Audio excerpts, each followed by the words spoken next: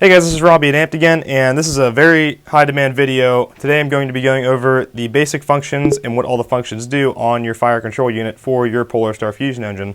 Before I get started, I do want to make a point that, boom, pretty much all of what I'm telling you today is in the PolarStar manual that comes in every fusion engine box. It also comes with the PR15s as well, so you can find one of these in your box. If you open it up, they have a whole section dedicated to your settings and what they do in paragraph form. It's very, very helpful if you ever forget anything. But I figured I'd throw a video together just as a more interactive way of learning these. So let's go ahead and get started. Okay, so for ease of showing you guys what's going on, I have disconnected this from the gun. This is the FCU unit hooked up to one of our 7.4 250 mAh LiPo batteries here. I'm going to roll in some footage of the gun shooting with different settings on if it's necessary to show you guys what the settings do. A lot of them you actually really can't tell until you shoot the gun physically what they do, but if you have a good ear, you can tell the minute differences with some of the settings. So first thing we're going to do, so this is the stock setting on the fusion engine. It is right now displayed on shot, and that'll, whenever you pull the trigger on the gun, it'll display that as fire. If you scroll left to right at the moment, it doesn't do anything. In order to get to the settings on the fusion engine, you have to click the FCU into safe mode. The way you do that, you have your toggle right here. You're just going to push that straight down, like so, and now you will see it reads in safe mode. So now we have the ability to scroll left and right. That's how you access your settings. So just to start off, this is RE. That's the fusion engine revision. That is pretty much the number of times they've revised the software on the fusion engine. 20 being the newest. This is the new. I pulled this just out of the box. This is the newest of the Gen 3 fusion engines. This is the very, very newest software, and it has all the settings, which a lot of them are old, but there are some new ones that are specific to the Gen 2 and 3. So if you have a Gen 1, you might not have some of the features that I'm going to show you today. But so RE, it has an interesting feature that I feel like a lot of people overlook. It has your shot counter on it. So if you scroll up, that is essentially your highest 4 digits of your shots. And then if you pull down, and this is all in hexadecimal format, so you need to plug it into a converter. But right now this is on 0 shots, so your number is 000D. If you plug that into a hexadecimal converter, normal decimal format will read 0 shots.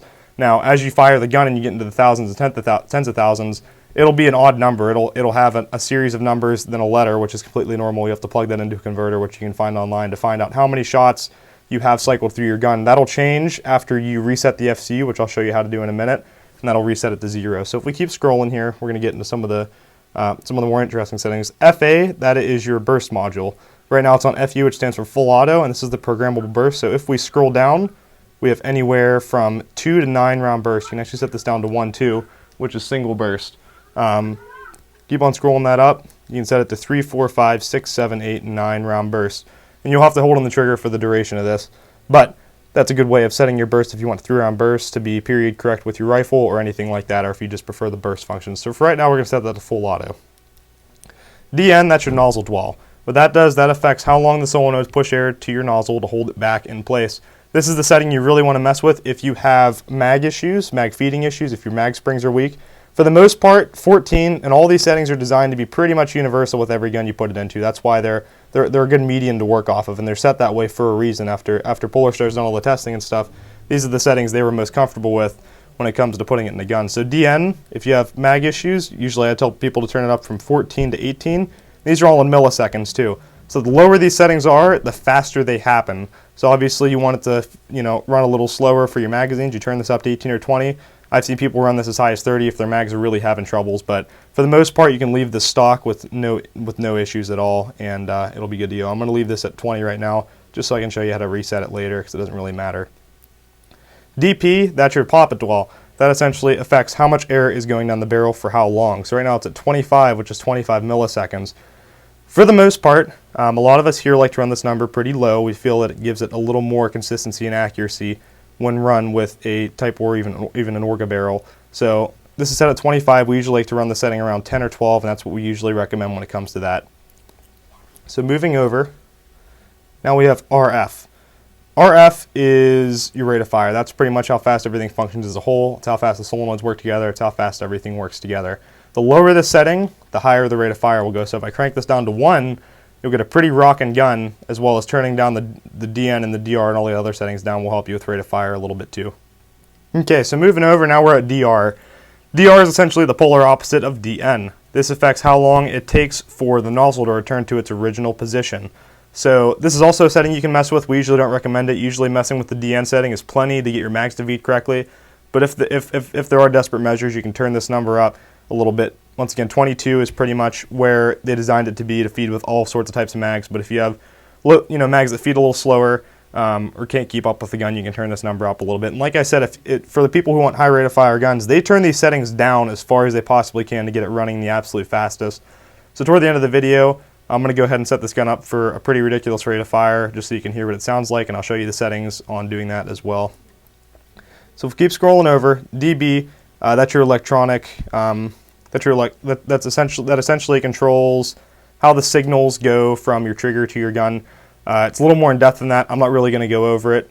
You will never really need to mess with this.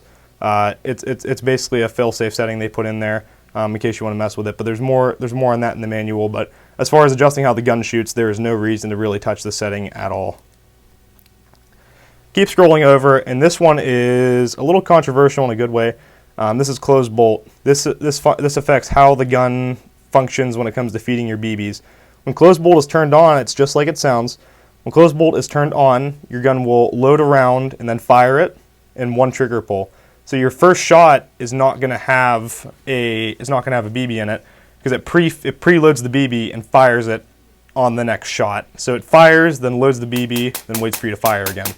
When closed bolt is off, it does the opposite. This comes stuck on off. For the most part, I have seen guns have problems with closed bolt.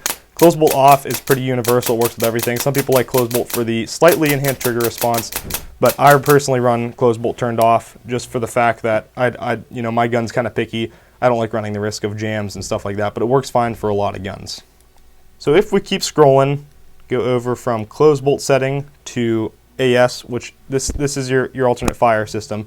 This will switch your semi and full auto function. So for support guns or any gun that doesn't have a semi-auto function, or you want to switch them, you can turn the setting on. This will turn your semi into full auto and your full auto into semi. And this is most useful on support guns that don't have that function, because it allows you to play at semi-auto games, with those M249s without shooting full auto, since they don't have a selector switch on them. So other than that, though, the setting can be useful for other guns, but that's pretty much the primary purpose for it in my eyes.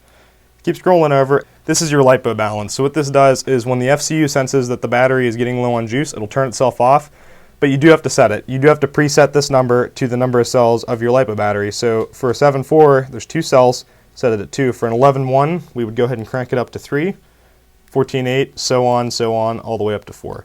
Not that you'd ever want to run anything higher than that, but it is there for your pleasure. So keep scrolling over. Once again, it kind of resets to the original settings here.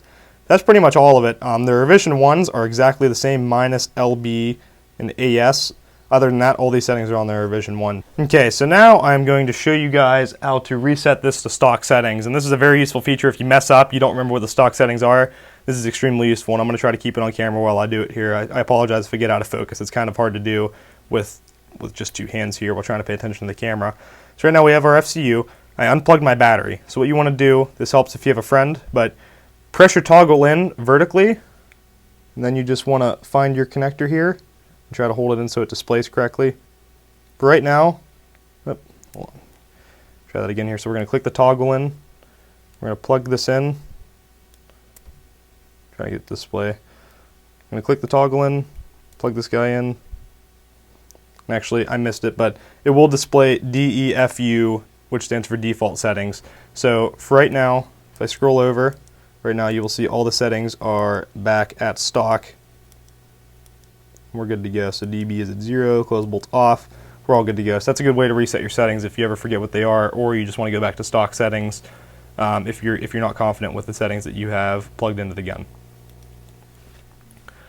Okay, now the point I do want to make, these settings differ for every gun. What we usually do guideline-wise, like I said, the DN, we usually just tell people to mess with DP and DN for the functions of magazines feeding, and also the consistency associated with lower DP settings. But that'll depend on barrel length, different hop-ups, different fusion engines actually in particular can be different.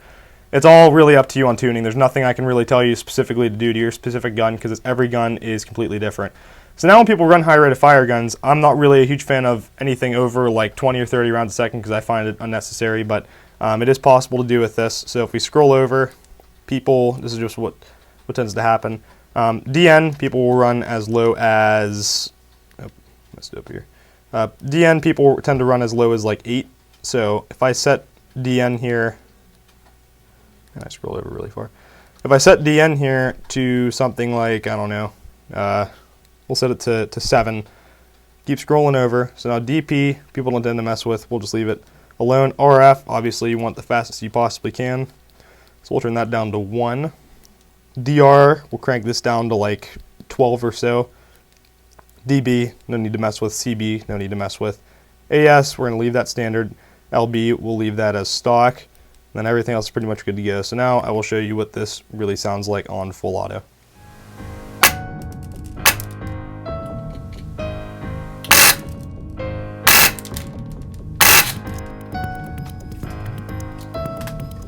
Okay, so that's pretty much it for today, guys. Thank you for watching. Please check out all of our other videos and check out our channel. I'm trying to get at least 2 or 3 videos up a week. I'm trying to step it up and get stuff out for you guys. A lot of good gameplay videos coming out. We have a lot of national events coming up, so I just wanted to make that a point because a lot of people are getting antsy about the gameplay videos. Don't worry, summer's almost here, and I'm going to get you guys taken care of. So once again, this has been Robby. Thank you very much for watching.